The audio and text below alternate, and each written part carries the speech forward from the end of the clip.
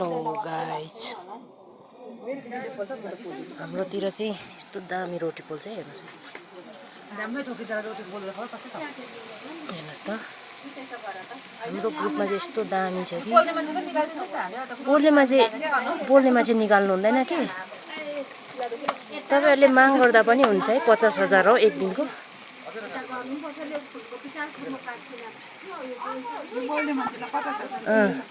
Salary हो।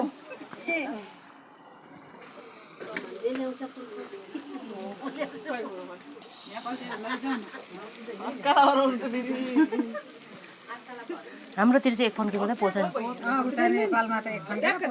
यो देखाउनु पर्यो नि उता। उता चाहिँ एक फन्के मात्रै पोल्दो रहेछ। ठुलो कि हजुर, 3 फन्के चाहिँ यसरी लाउँछ है गाइस। हेर्नुहोस् त, हाम्रोमा एक फन्के जान्छ कि नेपालपट्टि है।